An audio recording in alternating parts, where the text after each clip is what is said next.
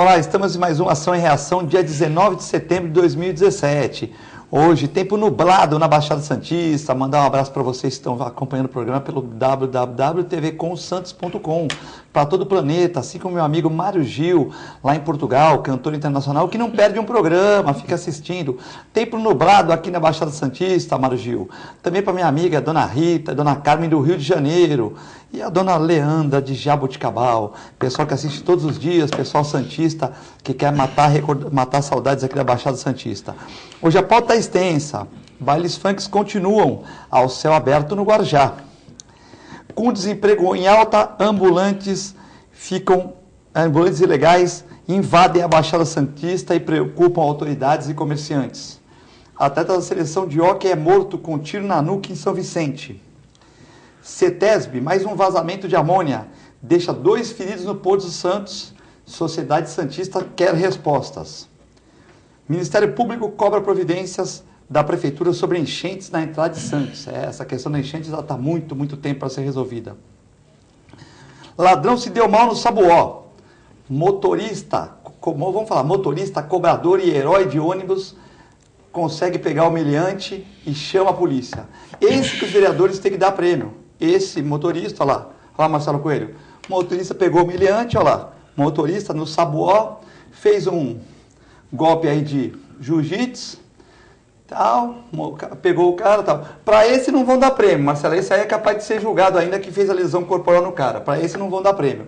Esse que os vereadores têm que dar um prêmio, motorista, cobrador, psicólogo, que é tudo motorista, né? Olha lá.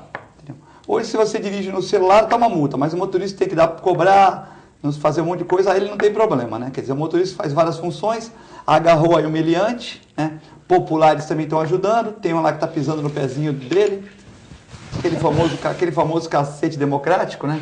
Entendeu? Tá aí esperando a polícia chegar, né? Então, esse motorista que tinha ganhar uma medalha de mérito lá na Câmara Municipal de Santos, que está trabalhando de madrugada, está fazendo dupla função, tal, e aí, de repente, esse aí não ganha nada, né? Terrenos da Prodesan serão leiloados em outubro para quitar dívidas da empresa e da prefeitura. Terreno da usina de asfalto, inclusive vai para a Bolsa do Estado de São Paulo. Prefeitura vistoria a área onde mancha de óleo está no estuário do Guarujá. Tendo essas e outras questões, estamos aqui com 2 comentaristas, José Geraldo Barbosa, engenheiro, advogado e mestre de meio ambiente, e também Marcelo Coelho, professor de educação física e empresário na área de esportes. Como hoje é dia ímpar, vamos começar pela esquerda com o nosso amigo José Geraldo Barbosa. Tudo bem? Tudo bem, Filete. É uma honra estar aqui sempre com vocês. Meu boa tarde ao Marcelo. Eu não conhecia, mas é uma grata surpresa conhecê-lo hoje, saber, sobretudo porque ele faz parte daquela equipe que promove Morro Pacheco. Morro Pacheco, onde eu tive o prazer de ter nascido e vivido lá até os 15 anos, não é? Então eu sinto uma gratificação especial pelo Marcelo, pelo trabalho que ele está fazendo com o motobike lá, que projetou o Morro Pacheco em nível internacional. Morro Pacheco, que é o Morro do Cirino, o Morro do Zé Geraldo, os dois na infância jogavam botão lá, bolinha de gude, entendeu? E o Marcelo Coelho, que é um prazer ter novamente no nosso programa aqui. Fred, é um prazer toda semana estar aqui com você, né? Hoje com o Zé Geraldo, não sabia também, Zé, que você tinha nascido lá, né? Vivido lá no Morro do Pacheco. E queria mandar um abraço pro pessoal do Morro do Pacheco, para a comunidade toda que já está esperando a 16ª edição da Descida das Escadas de Santos, que vai ser no dia 2, 3 e 4 de março. E é um prazer sempre estar aqui com você, filha. Terça-feira discutindo aí os problemas da cidade e da região. Hoje você pegar o Zé Geraldo Barbosa e o Cirino, cada 3 casas, uma é deles, entendeu? Lá no Morro do Barbosa. Eles compraram tudo lá, alocaram tudo, entendeu? Então... O morro, não confunde, o morro não é o do Barbosa, é do Pacheco. Ficou o Morro Zé Geraldo e o Cirino. Que eles voltaram lá e compraram aqueles melhoramentos lá. Então, se você cada 3 casas lá, uma é do Cirino ou do Zé Geraldo Barbosa no Morro do Pacheco. Brincadeiras à parte, Zé Geraldo. Vazamento de amônia, você que é um profissional do meio ambiente, você é um engenheiro, advogado, e é no meio ambiente, essa área é toda sua, né? A CETESB vai investigar vazamento de amônia e tomará medidas. A Companhia Ambiental do Estado de São Paulo, CETESB, vai investigar os casos do vazamento de amônia que ocorreu na Casa de Máquinas da empresa Citrosuco, nesta madrugada no Porto de Santos. Isso aí faz parte de uma coisa que o grande pesquisador Anthony Giddens e também o alemão Ulrich Becker, eles bolaram um termo chamado sociedade de riscos. O que é sociedade de risco? O desenvolvimento tecnológico, tudo aquilo que é produzido também causa risco. Vamos lá, vamos raciocinar em termos de Santos de 2015, 2016, 2017. Quantos acidentes nós já tivemos? Tivemos um incêndio daquela empresa ali na Lemoa, tivemos um vazamento de amônia na Localiza, na margem esquerda do Porto de Santos, tivemos um vazamento de gás fluoroso lá em Cubatão, tivemos derramamento de óleo numa composição ferroviária em Rio Branco, lá aqui em São Vicente. Tivemos uma série de acidentes que causam risco à sociedade, causam risco à população. Além do que, isso nós chamamos de acidentes de origem tecnológica, mas nós também temos os acidentes causados pela ação da natureza, como, por exemplo, aquelas ressacas na ponta da praia, aumento do nível do mar, que atinge principalmente, não somente a população que mora naquele entorno da ponta da praia, mas também na zona noroeste, não é? Então, são ações que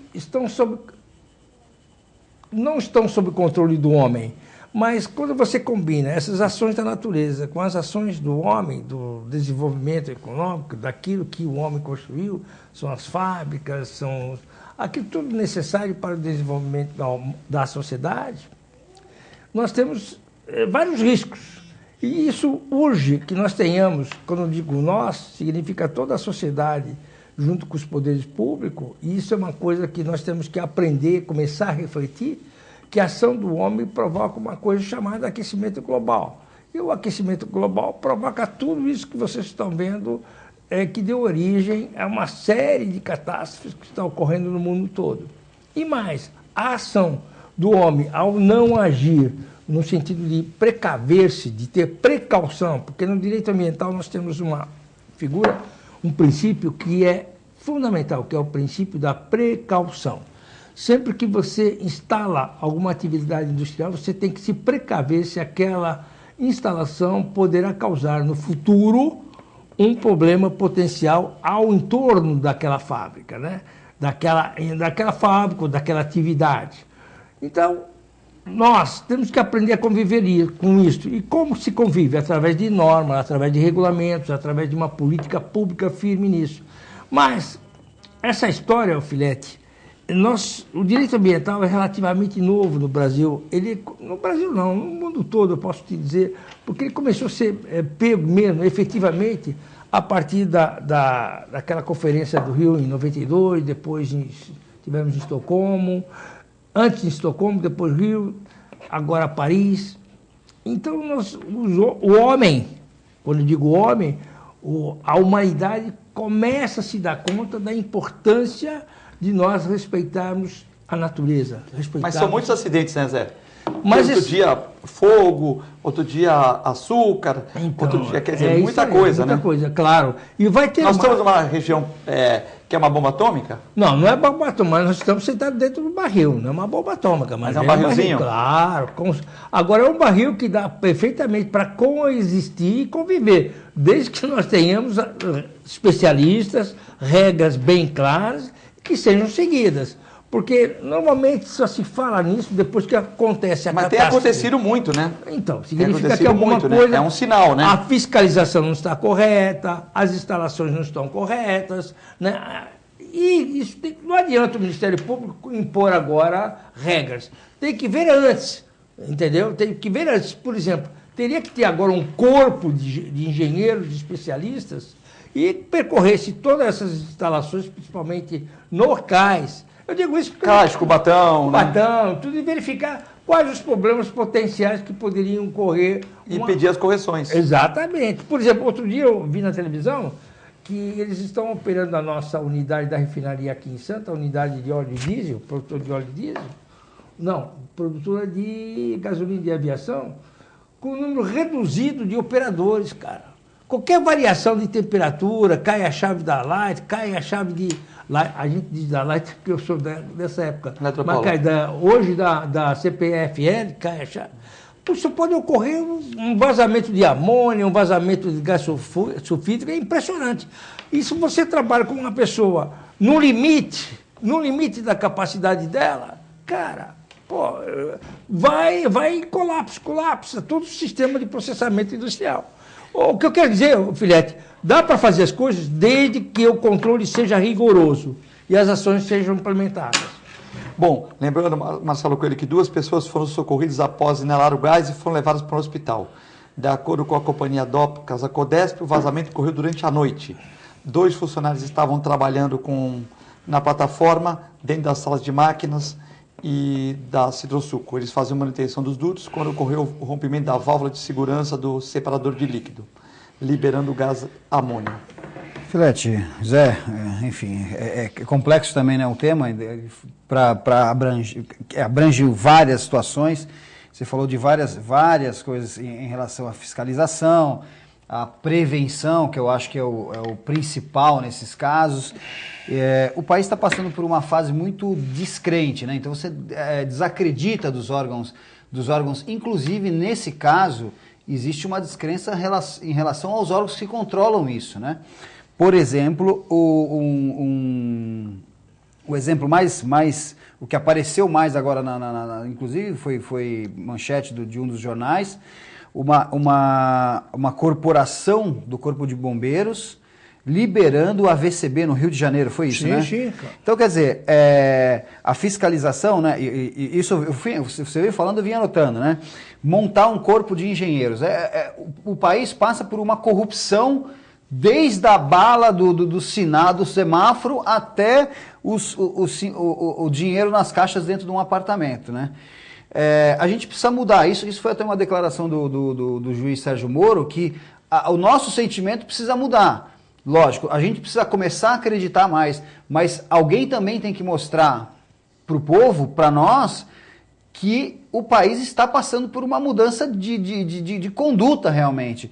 E o que aparece na TV é que o Corpo de Bombeiros, uma instituição a mais acho que estava em primeiro num ranking de credibilidade, quer dizer, passa por uma situação no Rio de Janeiro. Tudo bem que o Rio de Janeiro hoje também está não sei se está pior ou está menos mascarado do que São Paulo, porque São Paulo também não está diferente. Como é que fica essa situação dessas fiscalizações? Eu não posso nem te perguntar isso porque você não vai poder me responder, mas será que elas são idôneas? Ou será que o dinheiro nesse momento, claro, fala mais alto? Eu não posso falar nem das instituições, né? Porque quem controla isso eu acho que é a CETESB, é o Corpo de Bombeiro com a VCB, enfim, como é que o povo que está sentado em cima do barril vai ter certeza que isso está realmente sendo fiscalizado e não está passando por uma situação como passou essas liberações, acho que de casas, de shows, acho que no Rio de Janeiro, foi mais ou menos isso, com o Corpo de Bombeiros. Então, é um sentimento hoje de descrença no poder público, de descrença nas instituições.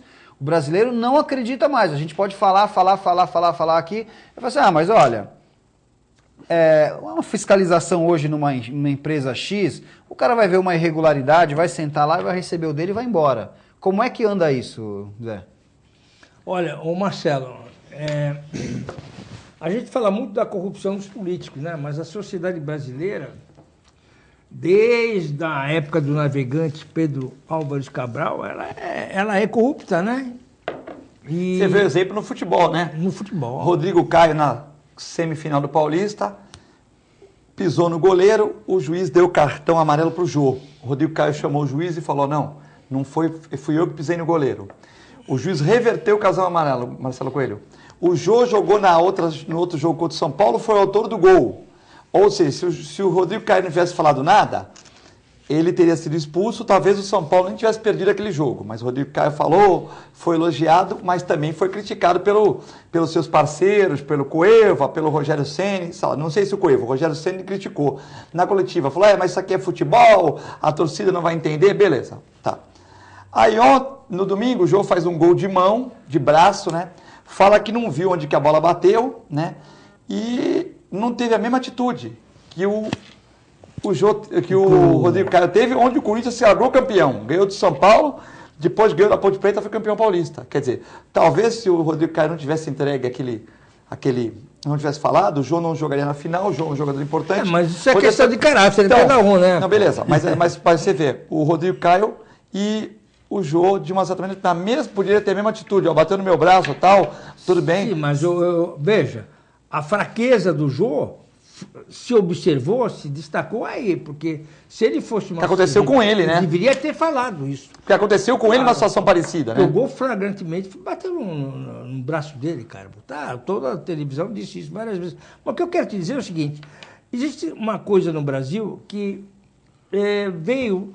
É um processo cultural, né? Porque o sujeito vem de dificuldades para colher facilidades. Essa aí não é só entre os políticos, não. A sociedade brasileira é corrupta em todos os níveis.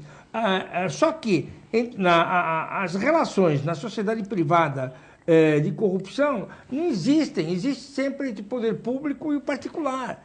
É diferente. Não existe a privada com a privada, é mais difícil. Não existe, é outra coisa. É outro mundo, é um mundo paralelo. Outro mundo, agora, na privada com a pública, muitas vezes o cara da privada, para entrar no público, ele tem que ir, né? Exatamente. Então, você acredita que o Marcelo Debrecht, o vô do Debrecht, se não tivesse dado dinheiro, tinha feito tantas obras dessa? Claro que não. Ele é corrupto, mas senão ele não entrava no sistema de jeito nenhum. Olha, se você destacar, no Brasil todo, famílias que se tornaram ricas, não digo para não... Milionárias. Né? Se tornaram milionárias num processo, digamos assim, num tempo de 10 anos, ou 15 anos, ou 20 anos, graças sempre à relação entre esses empresários, hoje empresário, e o poder público. Essa aqui é uma verdade. Tirando o caso, assim, de um jogador de futebol como o Neymar, tal... Não, só imagine a Filete, a Clínica Filete, obtendo, em 2002, um financiamento do BNDES, a pagar juros de 2% ao ano. Cara, 45 milhões seria a clínica... Veja, 45 milhões, assim, 45 bi. Isso. A Clínica Filete, um financiamento durante 10 anos de 45 bi. O Marcelo, vamos lá.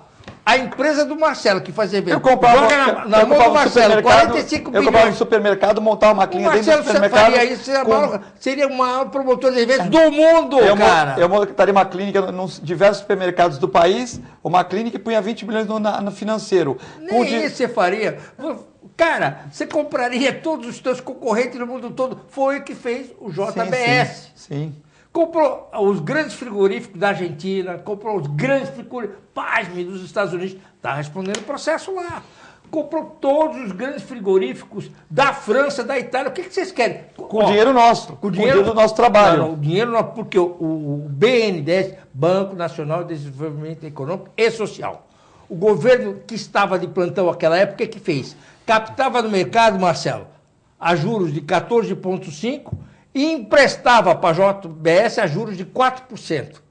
Esse diferencial de 10,5%, quem pagou? Sociedade brasileira, porque foi dinheiro tirado do Tesouro Nacional. Deu para a irresponsabilidade. Que pegava 14 e... Agora, por que o senhor, ambos os filhos, não delatam a coisa completa? Por que eles não delataram quem que liberou essa grana para eles naquela época? Por que até agora não saiu isso? Esse é o grande ponto de interrogação. Porque estão delatando fatos agora que ocorreram. Quem foi os deputados, ministros que liberaram esse dinheiro? Por quê? Ou presidente. Sim, ou ministro da Fazenda. Todos eles envolvidos. Ou mesa de Câmara de Deputados? Exatamente. É isso aí, cara. Marcelo, imagina você com 45 bi na tua empresa. Não é milhões, é bilhões. Bi. Não dá, Tô imaginando. Tô imaginando já em Miami, lá no escritório. Mas isso aqui nós, brasileiros, temos que começar a usar o cérebro, gente. Quando eu digo que o brasileiro, viu, é necessário investir na educação, na base, e nós aqui, como formadores de opinião, temos a responsabilidade de transmitir isso. Um país que 51% não consegue fechar o ensino médio, é uma vergonha para o governo, né? Não consegue ler. O governo do PT, que se diz um governo tão voltado ao social, tudo pelo social, o que fez em termos de melhoria de qualidade no ensino para as nossas crianças no ensino fundamental, em médio, em termos de investimento? Porque uma criança, Filete, que saiba a língua nativa, o português, com qualidade, sabe interpretar qualquer texto, que saiba a matemática, ele torna-se um cidadão apto para o mundo. Deu para entender? Com certeza. Isso não ocorreu no governo do PT, Piorou. teve tudo na mão, piorou, exatamente. Já dizia o Rei Pelé que tinha que educar as crianças em 1970. É verdade. Já dizia quando fez o gol no Andrade, né? Contra o Vasco. Contra o Vasco.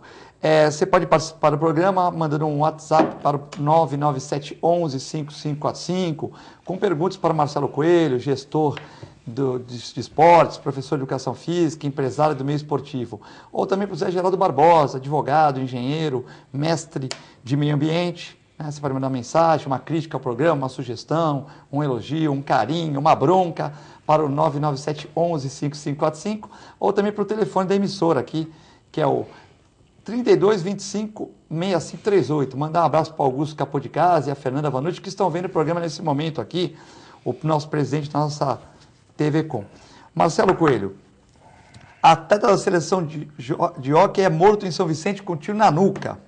O atleta Matheus Garcia Alves, de 24 anos, foi morto com um tiro na nuca na noite de segunda-feira, na noite de ontem, em São Vicente.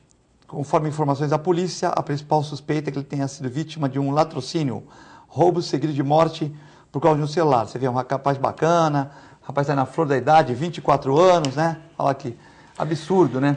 Filete, enfim, a segurança tá nessa situação em todo o Brasil e em alguns lugares mais acentuado. E eu costumo dizer, quando eu vejo uma situação dessa, uma morte, ou que seja um assalto, eu costumo dizer, o ladrão quer ganhar dinheiro? Pega 1 quilo de cocaína e vai para a Indonésia, né? Vai para a Indonésia, vai resolver a vida dele na Indonésia, vai ficar rico lá na Indonésia. Se pegar, morre. Se passar, fica milionário.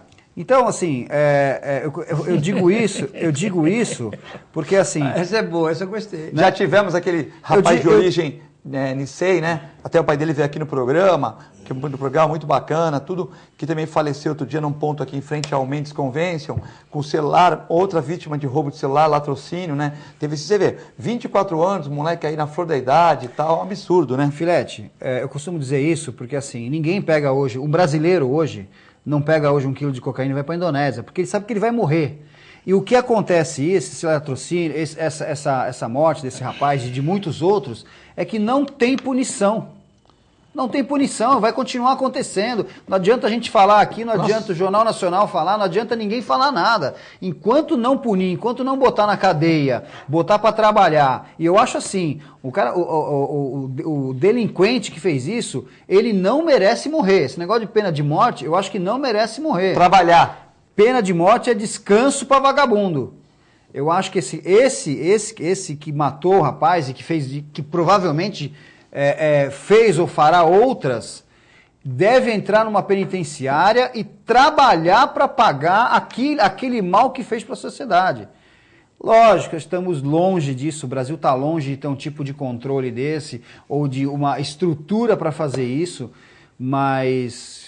Pelo amor de Deus, a segurança, não dá nem para dizer no Rio ou em São Paulo, tá um crime. Eu não sei se você viu, essa semana deu o governador do estado foi entregar umas viaturas em São Paulo e teve uma repercussão por causa do major, que é deputado, que entrou lá e falou a verdade. O que adianta entregar a viatura se o policial se não tem polícia na rua, se ele não tem nenhum respaldo, se ele não pode fazer nada. Major Olímpio. Major Olímpio. Que, inclusive, o Cassione comentou ontem que o Alckmin ficou... Eu não achei que o Alckmin perdeu a linha, não. Eu não achei, mas ele ficou nervoso, ele ficou até rouco. Que o Major Olímpio, em todas as inaugurações do Alckmin, colégio, creche, tudo, ele vai com o megafone e fala: a polícia está sem aumento, a polícia está sucateada, estão acabando delegacias da Polícia Civil e tal. E o Alckmin nunca falou nada. Mas nessa ele falou que o Major Olímpio ganha 50 mil. Mas eu achei que o Alckmin pegou um pouco pesado. Veja bem, o major aposentado, ele ganha 21 mil de honorários. Aposentado. Honorários do quê? Honorários de polícia. Ele é policial, ele é coronel, pô. Tá. Quando tu se aposenta, tu não vai ganhar honorários? O honorário dele de policial é 21 mil reais. Perfeito? E ele ganha 32 como deputado. Ou seja, os da base do Alckmin também ganham 32. Somando tudo dá 53, pô. Ele agora, quer dizer que eu sou veterinário. Ganho 10, ganho 8, ganho 20. Aí o Marcelo Coelho ganha 10 mil no escritório dele. Aí ele entra para deputado, é 32, ganha 42. Mas você, veja bem, é o salário do deputado, então tem que baixar o salário de todo mundo. Agora, ele ganha 21 porque ele é um coronel aposentado da Polícia Militar. Se é pouco ou é muito, não sou eu que tenho que discutir aqui. E ele ganha 32 porque é deputado. Se é pouco ou muito, não sou eu que tenho que discutir aqui. Agora, ele ganha 53 mil do Estado, paciência. Ele ganha porque ele é aposentado. Agora, isso não tem nada a ver. Quer dizer, quando o Alckmin se aposentar, ele vai ganhar de governador, eu vou chegar para ele e vou falar, ô governador, o senhor me desculpa, mas só ganha 30 mil, 25 mil? Filete, ele estava ali defendendo o mandato dele. Sim. E nada mais. Defendendo o mandato, defendendo a eleição que vai ter o ano que vem. E nada mais. Ele estava ali defendendo os 32 mil que ele ganha e fazendo a parte dele. E a bandeira que ele levanta é a segurança, porque ele é ligado à segurança. O caso é que não é mentira. Independente do que ele estava fazendo ali, a polícia está sucateada. O carro não tem nenhuma proteção, nenhum vidro, nenhuma porta é a prova de bala. Aquilo ali parece uma caixinha de fósforo. Então, assim, o que ele estava fazendo ali, ele estava defendendo o mandato dele. A gente sabe disso. Política, estava ali fazendo política. Quem, o Alckmin ou o Major? Os dois. Os dois. O Alckmin, ele quer ser presidente da República, né? É um cara, tá é um dos nomes. Tá na esteira, né? Tá na esteira. O Major Olímpio defende os polícias, lógico que quer a reeleição também, os dois estão fazendo política. Os dois. Mas o que o Major estava falando ali não era mentira. A polícia está sucateada, não tem nenhum respaldo do governo e aquelas viaturas que estavam sendo entregues ali eram viaturas que quem vai usar aquilo ali, né? Aliás, eu queria, não querendo... Pegou pesado, Marcelo? Caixinha de fósforo? Não, eu concordo com o Marcelo. Eu queria intervir, Marcelo, porque desde criança, posso dizer assim, sempre ouvi falar que investir em polícia significava investir mais em carro policial, carro disso e tal. Quando, na realidade, eu acho que carro dá para alocar, carro em locador e etc. Não precisa gastar dinheiro na aquisição. Estou ligando para o Zé Geraldo, depois liga. Fala para ele ligar depois. O que eu queria te dizer é o seguinte, é que nós temos que privilegiar o serviço de inteligência da polícia. Então, o que salta aos olhos é que está sendo sucateado a infraestrutura policial, que são os distritos, os investigadores, os escreventes. Isso aí, Filete, são os laboratórios do Instituto Médico Legal, você entendeu? Não dá para ver, por exemplo, o Instituto Médico Legal aqui em Santos, por exemplo, que faz o controle dos óbitos lá, porque o sujeito morreu, etc. Pô, seja aquilo que a gente vê lá. Você vai lá, você já foi lá no CT lá? Toma cuidado, Zé. Toma cuidado que num programa de rádio, todo mundo falou de uma vez que alagou lá, todo mundo falou, e eu falei, olha... É complicado, porque os médicos estão lá, mexendo com um cadáver, e que muitas vezes a água invade lá, tudo, né? A água invade e tal. Então, eu acho que deveria ser construído um prédio novo, para esse setor, para tal, porque está sobrecarregando o Guarujá, tal. A assessora de imprensa do pessoal lá do pessoal do governo do estado, lá da tal... Casa Civil. Mandou lá pro Roberto César, hoje Paulo Schiff, dizendo que os comentários da rádio foram muito pesados, inclusive o doutor Filete, que é da área de saúde, não poderia ter falado dessa maneira. Eu falei, eu poderia falar assim. Eu não falei que os médicos eram ruins, eu não falei que o governo era ruim, eu não falei mal do Alckmin, eu só falei que era um local que alagava, que teria que ser construído mais alto para não alagar, porque ficava esquisito, corpos, sangue, médicos, branco com alagamento. Eu só falei isso. Eu não falei que o governador não era educado, eu não falei que o governador não era competente, eu só falei que era uma vergonha, tal, e todos os médicos lá acham uma vergonha. Aí ela mandou uma carta lá, tal, todo mundo falou, e só falou de mim, falou, não, porque o doutor Filete pegou pesado. Não, mas eu não estou desqualificando ninguém, peraí. Não, ninguém está desqualificando, toma cuidado, porque a assessoria dele daqui a pouco vai bater aqui. Não estou desqualificando ninguém. O que eu entendo é que, para mim, se eu fosse governador, ainda bem que eu não sou, a prioridade que eu elegeria seria investir maciçamente nos setores de investigação da polícia. Por que isso? Porque isso gera provas suficiente para condenação, porque o problema brasileiro, nosso, o problema nacional, é que há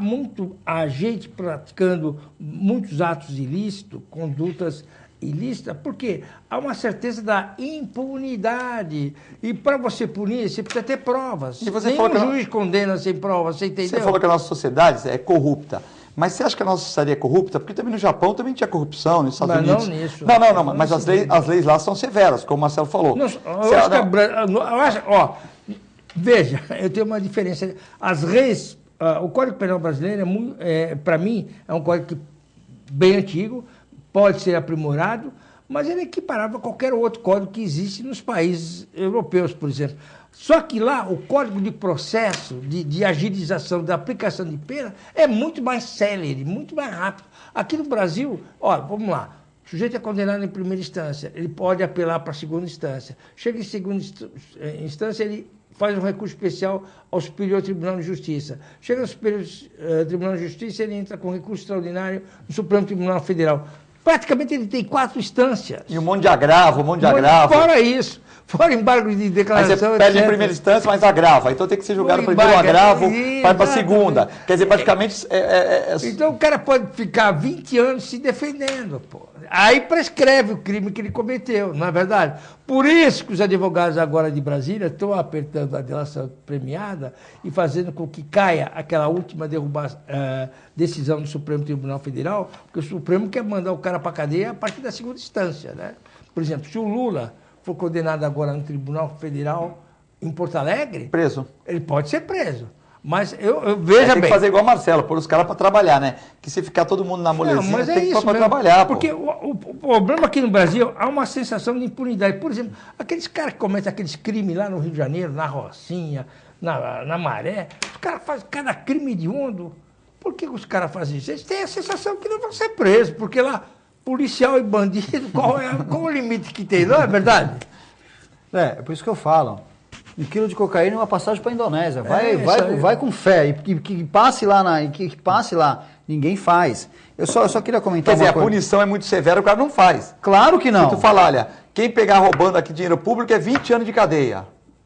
E vai ter que devolver aqui tudo. O cara vai assaltar um banco e liga para o advogado, tô indo para lá. Se acontecer alguma coisa, você me cobra. Então, quer dizer, é por aí.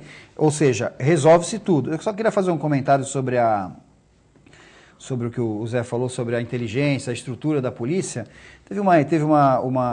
O Bush deu uma declaração na guerra do Iraque, se não me engano, com um jornalista perguntando os custos da guerra, né? E perguntou o custo de uma ogiva que vai no avião, né? Que se perde. A jornalista era uma mulher, inclusive, ele estava falando daquela ogiva que se perde quando o avião é abatido, que custa 1 milhão cada ogiva, ou que custa o avião e tal. E ele respondeu que essa jornalista não tinha feito uma pesquisa tão aprofundada, porque a maior perda do Exército e do país era o piloto. É verdade. Era o piloto. Por quê? Pelo investimento que era feito desde o seu colegial, né, do seu ensino médio, até ele chegar a pilotar um caça que tem 2 ogivas de $1 milhão cada uma. E a indenização que vai ter que pagar para a família, tudo isso. E de tudo isso. Mas não financeiro. Ele não quis falar financeiramente. Ele quis falar o tempo, estudo e tudo que é gasto. E é exatamente isso que o Zé falou. Está faltando estruturar, botou uma viatura, é bonito, né? Porque ele conseguiu um recurso lá, colocou as viaturas, é bonito. Não tem um vidro à prova de bala, não tem o policial não tem nenhum respaldo, a família do policial. Agora estão fazendo conta lá no Rio, né? 100 e tanto, 101, 102 já. 102 já. Virou. Nós vamos a um rápido intervalo, lembrando que o Rio de Janeiro temos 102 policiais mortos nesse ano e um caso de violência, homicídio, latrocínio, a cada 1h20 no estado do Rio de Janeiro. Então, num dia, nós temos geralmente aí 22, 21 casos de mortes, de violência no estado do Rio de Janeiro. É muito rápido, já voltamos.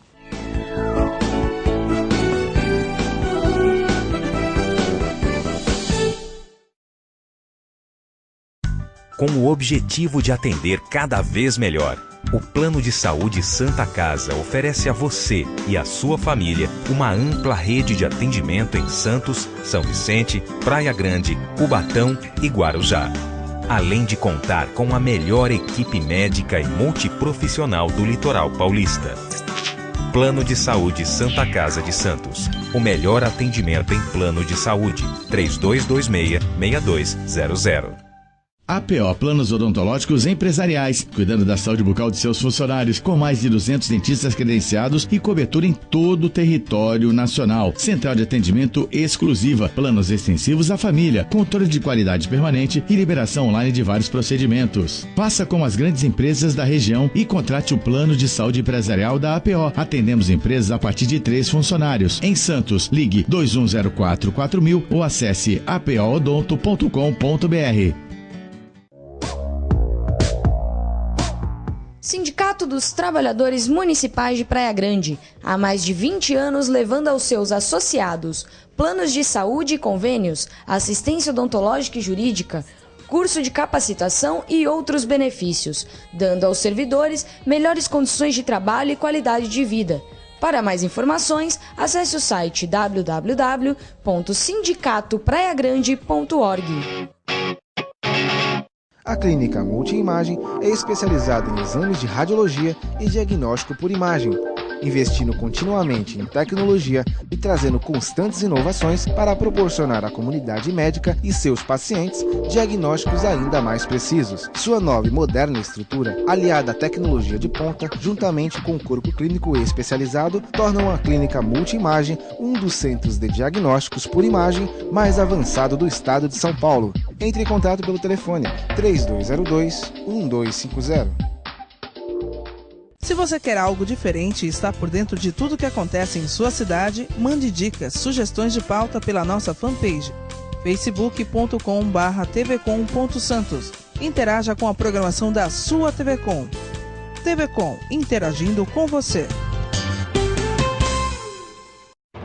Sintracomos, um sindicato forte a serviço do trabalhador. Este é o Sindicato dos Trabalhadores nas Indústrias da Construção Civil, Montagem e Manutenção Industrial e do Mobiliário de Santos, Cubatão, Guarujá, São Vicente, Praia Grande, Mongaguá, Itanhaém, Peruíbe e Bertioga. Associe-se ao Sintracomos e faça parte da nossa família. Administração, Presidente Macaé Marcos Braz de Oliveira.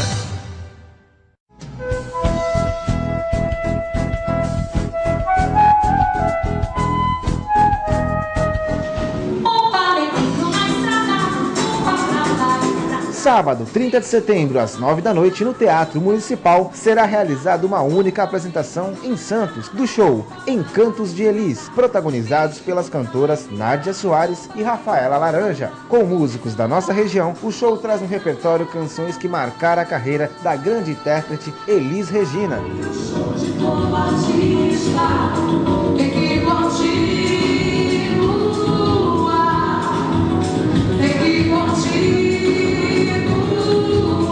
Encantos de Elis, sábado, 30 de setembro, às 9 da noite, no Teatro Municipal. A melhor programação, RVD. Mande a sua mensagem para o nosso WhatsApp 13 997 72 8946. Peça sua música, mande seu recado e concorra a muitos prêmios. Rádio RVD, música e esporte para você.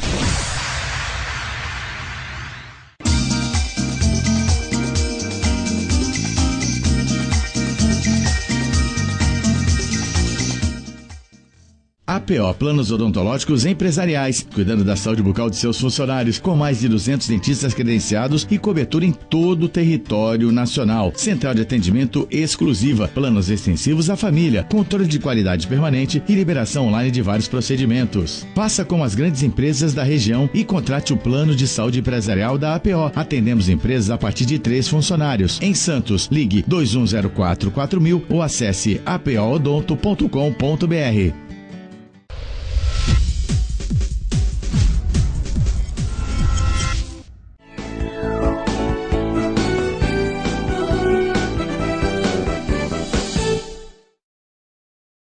Estamos de volta, Nação em Reação, nessa terça-feira, 19 de setembro de 2017, tempo nublado em Santos, hoje com os comentaristas Marcelo Coelho e José Geraldo Barbosa.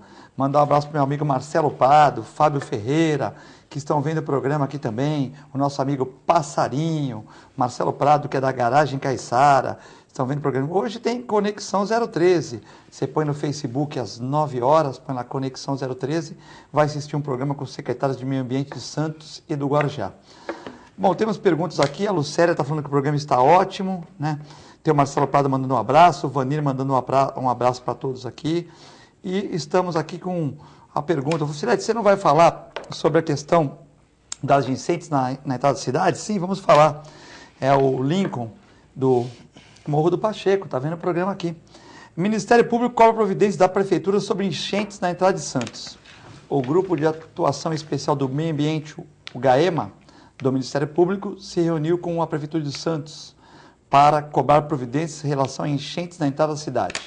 O Ministério Público abriu um inquérito para acompanhar de perto o andamento das obras que devem melhorar o trânsito naquele local.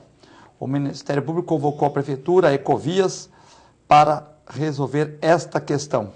Isso aí eu acho que é uma coisa elementar, né? Porque, claro que a Prefeitura e os projetistas da Ecovias não iriam fazer o projeto todo se não levasse em conta aquele aspecto da drenagem daquela região. Porque, venhamos, não adianta nada você colocar mais marginais, colocar viadutos e não resolver o problema da drenagem. A drenagem ali é que a entrada da cidade, o problema principal, a meu juízo, em dias de chuva, principalmente, é o escoamento de água. Aquilo lá, principalmente no antigo posto ali na Marilu, você lembra ali? Marilu. Ali é terrível. Então, eu vejo com bons olhos essa iniciativa da Prefeitura, porque está mostrando que quer resolver o problema. Porque o fato é o seguinte, Filete, quando senta todas as autoridades para resolver o problema, tem solução. O que não pode é começar a explorar politicamente, fazer aquela politicalha, você entendeu? A gente tem que ser humilde. Não sei fazer, Marcelo, eu não sei fazer esse evento. Como é que se faz? Filete, eu não sei fazer a dosagem certa para cuidar da minha cadela, a Dora. Como é que se faz? Eu sou humilde e pergunto, cara. Não é? Eu acho que sentar, o Ministério Público também não sabe fazer, porque o negócio do Ministério Público é a legislação. Não entende de obra civil, não entende de drenagem, não entende de engenharia. Quero crer que o Ministério Público está se antecipando, está mostrando e trabalhando tecnicamente. Se fizer isso tecnicamente, juntando todas as forças, a gente chega lá, Filete, você entendeu? A gente tem que ter humildade, porque não basta dizer que não tem dinheiro. Quando a gente não tem dinheiro, Filete, a gente tem que ter criatividade, a gente tem que buscar inovação técnica, inovação tecnológica, a gente tem que transformar um limão numa limonada sempre. Porque fazer as coisas com dinheiro, se eu coloco lá 10 milhões na mão do Marcelo, ele faz todo mês ele faz uma corrida de mountain bike nos morros. Não é verdade, Marcelo? Quero ver fazer isso sem dinheiro, cara. Trabalhar sem dinheiro significa você ter que usar o melhor do tua expertise, o melhor do teu conhecimento. Arrumar patrocinadores. Parceiros. Olha, cara, os grandes momentos do Santos Futebol Clube foi quando o Santos estava sem nada. Vide a época de quem? A tia Jorge Cury, Nicolau Moran. Que mais? Milton Teixeira. Rubens Quintas, Milton Teixeira. Que eles foram buscar, onde que estava, dizia assim, vamos buscar o juvenil. Sabe o que é o juvenil? É a base do Santos. Hoje tem-se uma frescura. Não sei por que não jogaram ainda, não colocaram o Rodrigo, não colocaram o Lourenço, aquele meio armador. Eu tirava o Thiago Ribeiro, tirava esse Kaique. Por que a gente sabe, punha quem não tem? Para jogar o Kaique, joga o Arthur Gomes. Não serve? Pega o Sub-17 e põe aí, moleque. Camisa é tua oportunidade. Essa é uma das coisas que a gente tem que cobrar. Que a plataforma que a gente tem que cobrar daquele que for presidente do Santos, ele tem que ter o compromisso de lançar valores. O técnico não quer, o cara disse que tem que passar sub-23. Rua. Tem que ter sub-23, coisa. Pra que serve sub-23, cara? Pra quê? O Santos, desde 35. Concordo com você. Desde 35. Chegou o Kaique jogou, com todo respeito a Kaique, joga 5, 6 jogos, não aproveitou no Flamengo, não aproveitou na Arábia, querido. Por que não coloca o Yuri pra jogar? O Yuri, por que não coloca o Rodrigo? Pra que o Thiago Ribeiro e deixa de lado o Thiago Cardoso, que é o artilheiro do campeonato? Lembra do Thiago Cardoso? Sim. Por que não coloca esses moleques pra jogar? Eu sou a favor do seguinte, vai trazer jogador bom, vai trazer o Diego, beleza. Vai trazer um zagueiro bom, vai trazer o Hever, vai trazer o... tudo bem. Mais ou menos nós temos molecada na base, põe a molecada pra jogar. Bom, a base, esses caras que estão indo nos profissionais, com todo respeito. Ao homem profissional, mas não vai dizer que esse menino que joga esse colombiano baixinho, Como é que é? O Martinez, O Valdemir, não sei o quê, é melhor que o Diego Cardoso, é melhor que a molecadinha que... Você tem ido ver o jogo do Sub-20? Vai ver. Tem grande jogador lá, Marcelo. O Sub-17 é uma safra, hein? Então, agora fica ali. Aí você vai falar com os responsáveis de futebol, os caras se acham dono do poder, diz assim, não pode, o cara é muito imaturo. É nada, quem viu? O Lula lançou o Coutinho, tá aí o Coutinho vivo, com 14 anos. Pelé com 16. Pelé com 16. O Jonas Eduardo Américo, Edu, com 15 anos. O Edu foi na seleção brasileira em 66 com 16 anos. O Pelé com 17 anos foi para a Suécia. O próprio Robinho, Neymar. Neymar. Por que fica essa frescura agora? Tem que lançar Kaique, tem que contratar Rodrigão, tem que contratar um cara que, jovem, Leandro Donizete. Pra quê? Cara, tá cheio de Alisson na base. Tá cheio de jogador bom na base. Um jovem de 37 anos, então eu vou dizer o seguinte, Marcelo, eu vou contratar um personal trainer, vou ficar naquelas clínicas da China e vou voltar a jogar bola, pô. Eu com volante, pô, ainda jogo muito mais do que esses caras, pô. Vamos pôr Norberto de volante, que dava cacete, né? Pegar o Norberto lá e mandar pra China. Norberto, quero você. Pô, colocar o Gigi como centroavante. Gigi, cara. Certo. Dava de 1-0. Aloysio Guerreiro, que tá aí. Aloysio Guerreiro tá aí ainda. Pô, Coutinho, vamos lá, vamos fazer aquecimento. Durval. Pô, colocava o Durval na ponta. E outro dia eu vi um jornalista de São Paulo, com todo respeito, que é até um jogador corredor, né? Ele estava acompanhando o ponto esquerdo do Santos atual, que é o ponto esquerdo, o que faz gol, Bruno Henrique. Com o Edu. Eu falei, pelo amor de Deus, né? Porra, não dá, eu mandei para a Rádio Bandeirantes, falei, pelo amor de Deus, tu não viu o Edu jogar, né? Não viu. Bruno Henrique é um velocista, ele põe a bola na frente e tal, tem o chute bom, mas não vai comparar com o Eduardo Jonas Américo, o Edu, que é um dos melhores pontos esquerdos que nós tivemos no Brasil. Nem com o Abel Verônico. Nem com o Abel Verônico. Quanto mais com o José Macia Pepe. Quer dizer, não dá para comparar. Certo. Nem Augusto Vieira Tite. Não dá, cara. Não dá. Não estou sendo saudosista, não. Estou mostrando. Pô, os caras chegam e dizem assim para mim, não, porque o cara joga muito bem. O Lucas Lima é um grande jogador. Mas segura muito a bola. É um autista no futebol, você quer dizer. É um autista, com todo respeito à figura do homem. Joga bem, mas sabe jogar. Mas não joga coletivamente. Se você pega um técnico que entende um pouquinho, manda o cara marcar o Lucas Lima, parou o Santos. E se der porrada, então, ele sai do jogo. Você vai ver amanhã o Santos jogando contra esse time do Equador, se jogar o Vecchio lá, naquela posição. Vai jogar o feijão com arroz, ninguém vai inventar e vai ganhar. Exatamente. Também acho. Vai ver. Eu não sou muito conhecedor do riscado.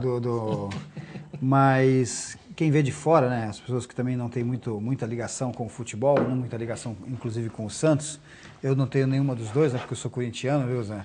Não, mas eu respeito. Aliás, eu quero te dizer o seguinte, o Corinthians é o time que eu mais luto para que sobreviva. Eu não gostaria de nunca ver o Corinthians ser campeão da Série B. Aliás, já me disse, o Corinthians é um título, tem 2 títulos que eu não quero ter. 2 vezes campeão da Série B. Eu não quero. Né? Mas é bicampeão. Não quero, porque eu quero disputar com o Corinthians, porque quando você ganha do Corinthians, cara, é um campeonato, é uma ternura grande. Já tive grandes decepções, já apanhei de 4-0 aqui, mas também já ganhei de 5-1, é claro, meu. Mas, falando dessa molecada nova, né, o Santos teve há pouco tempo uma safra de novos, que foi o caso do Robinho e do Diego e de Neymar, Ganso, né? Acho que é essa molecada que tem que subir, é isso que tem que trazer, né?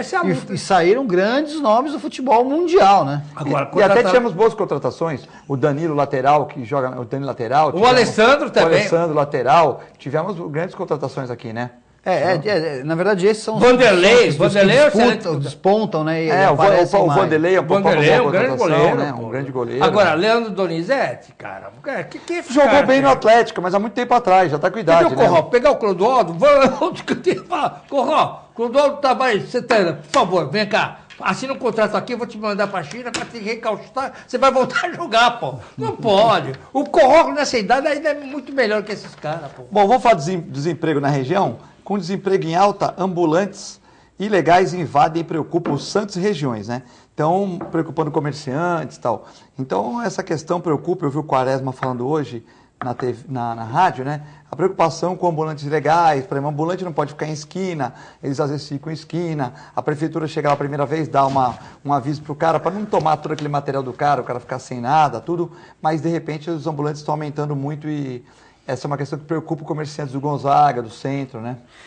Filhote, eu acho que isso aí é uma história. Nós vamos passar por essa situação, não vai ter jeito. Porque o que é o ambulante? É aquele cara que também tem um dom, ou conhece de alguma...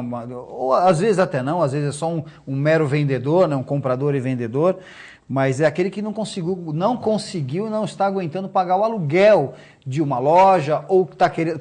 Gostaria até de pagar um imposto, mas não consegue porque, enfim, pela situação do país. Eu acho que isso é uma história, vai passar porque ninguém quer ser ambulante a vida inteira. Às vezes aquilo ali é só uma passagem realmente a situação do país vai fazer com que também, hoje os aluguéis em Santos, eu não sei, acho que a clínica é sua lá, né? Mas hoje os aluguéis em Santos são absurdos. Muito caros. Muito caros. Então, baixou um pouco. Já baixou um pouco. E nós acho que nós vamos nos encaixar futuramente na realidade do país, que não é o que nós temos aqui em Santos hoje. É que os condomínios aqui em Santos também são muito caros também, né? Sim. Estou dizendo, sim, também. Então, qual é a saída? Tá na rua, porque não tem imposto, não pago nada. Tá errado, lógico, porque às vezes é aquele negócio, né?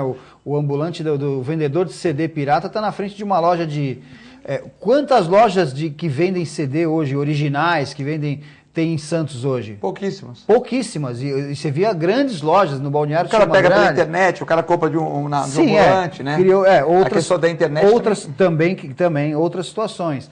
Mas o ambulante também estava cheio de CD na rua, pirataria e tal. Mas isso vai acabar. Tem muitas mercadorias ilegais que vêm sem imposto também, né, Marcelo? Muitas leis. Não estamos... Que foi o caso da gasolina. Antes você via essa bandeira branca, né? O posto bandeira branca, o posto tinha uma cor diferente, mas não tinha nome. Aí você via lá a gasolina, a gasolina 30% mais barata do que a gasolina que você comprava num posto autorizado e tal. Cadê esses postos? Por quê? Fiscalização. É uma história, fiscalização. O cara põe o carro deu problema. Pedra, tal. Então, eu vou parar por causa de 10 centavos, não, eu vou deixar de colocar ali, porque ali deu problema. Que é o caso, eu tive uma vez na 25 de março e comprei um pendrive. 128 GB. Já faz um tempo, era difícil se achar de 128 GB. Botei em casa. Não funcionou, botei no computador, não funcionou. Não compro mais. Então acho que isso, a gente vai passar por essa fase e esses ambulantes, é o que eu digo, eles querem realmente crescer também e não querem ficar ali na chuva à mercê de um rapa, né? Agora, Marcelo, por outro lado, por exemplo, nos países mais desenvolvidos, aí a gente tem que se permear nisso. Por exemplo, se permite o sujeito ter uma portinha onde ele tem uma espécie de uma lojinha dele. Você entendeu? Isso é muito comum em Portugal, na Espanha, na Alemanha, nos Estados Unidos. Argentina. Na Argentina também. Cada portinha ali, o cara tem 1,5 por 2,5, o cara tem uma portinha, o cara vende gravata, vende tudo. Chapéu. Vende tudo. Deixa eu ver esse chapéu, tá bonito o chapéu. O Zé Geraldo, eu tenho coleção de chapéu. Se você quiser dar um prêmio pro Zé Geraldo, um presente, você compra um chapéu, que bacana. Hoje. Vai ficar com esse chapéu aqui. Foram criados alguns mini shoppings que tinham aquele box, né? Que eram divisória Mas no Brasil fica shopping aqui, fica muito caro aqui no Brasil. Não. Foram criados esses mini shoppings. Esses shoppings que são... Box, então. As pessoas não estão aguentando pagar nem o aluguel do box. Então, mas aí entra o intermediário, o atravessador. O que eu quero dizer é o seguinte, essas coisas, porque tem gente aqui no Brasil, o cara pega a licença do ambulante, ele vai lá, prefeito, consegue com o prefeito aí chega, prefeito, eu tive que dar para minha filha, vai lá novamente, pega uma outra, aí o cara começa a vender, você entendeu? Locar, usufruir, fazer um comércio, tudo ilegal. Isso ocorreu com os quiosques na praia. Com as vans. Quer dizer, aí, por isso que eu te digo, a sociedade brasileira é corrupta nisso, porque veja... Com táxi, exatamente. Aí agora o cara tá ferrado, porque com Uber, com 99, com umas Cabify, o que vai acontecer, Marcelo? Rigorosamente falando, num espaço de 10, 15 anos, não vai haver mais estímulo a você ter um carro próprio, você entendeu? Porque você vai usar o quê? Você vai usar esse sistema, Uber e etc. Porque vai ser o preço vai ser baratíssimo. E você não Como paga... é a telefonia hoje. E você não vai pagar IPVA, você não vai pagar estacionamento, etc. Porque isso é uma tendência que ocorre no Japão, na Alemanha, na Suécia, e certamente isso vai ocorrer no Brasil. Você entendeu?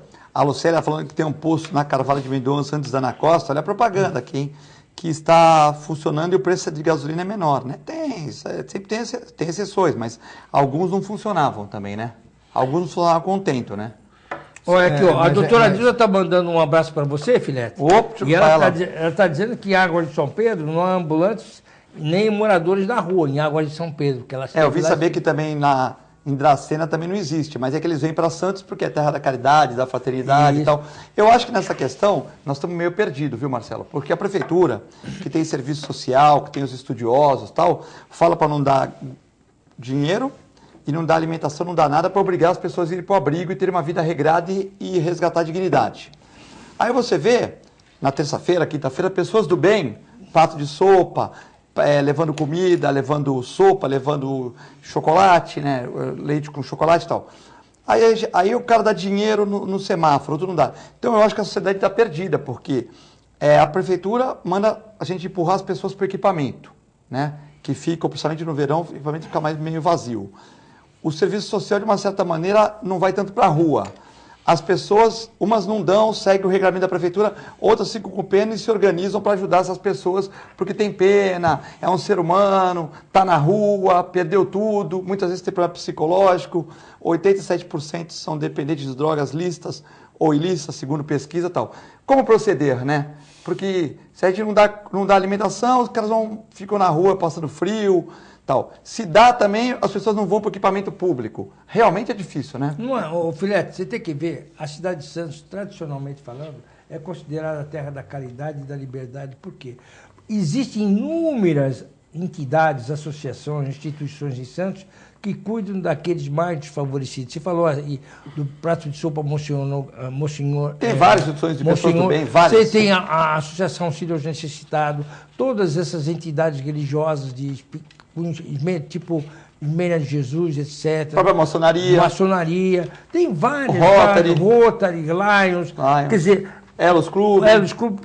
São entidades privadas que tradicionalmente em Santos sempre exercitaram a caridade. Santos é uma cidade, talvez é a entidade que tem maior número de casas de instituições de caridade do Brasil. Proporcionalmente pela população, com certeza sim.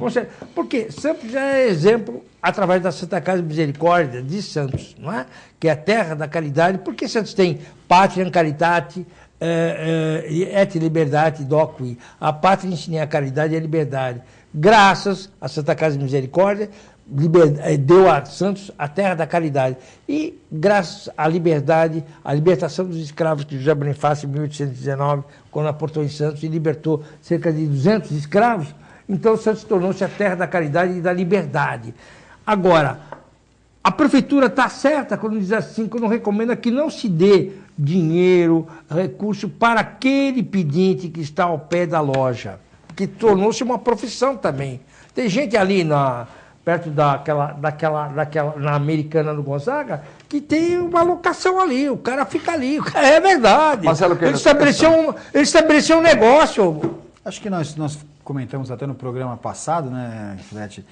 É realmente complexo, porque a prefeitura atende, mas muitos não querem ir. Então é difícil. E talvez se todos fossem, também não teria atendimento para todos. Mas é difícil porque ele não quer ir, ele não quer ficar dentro de um abrigo. Então, eu acho que analisar cada caso, e cada caso é um caso desse morador. Mandar um abraço para o Saraiva, para o Hélio, que é primo do Zé Geraldo, né? Tá aqui mandando o Elvio, mandando um abraço. Elvio Roberto. Elvio Roberto. Tá certo. Não é primeiro, é meu sobrinho. É o sobrinho predileto do Zé Geraldo. Tá certo. Não pode falar isso. Não é o predileto, não. Todos os meus sobrinhos, eu tenho uma honra. Olha como esse cara é gozador. Tenho o mesmo carinho por todos eles, indistintamente. Zé Geraldo com o Cirino, que são donos de 1/3 do Morro do Pacheco. Bom, queria agradecer ao Marcelo Coelho, ao Zé Geraldo, a você que ficou com o nosso programa. Tem a reprise às 10h30. Muito obrigado. Uma boa tarde. Fiquem com Deus.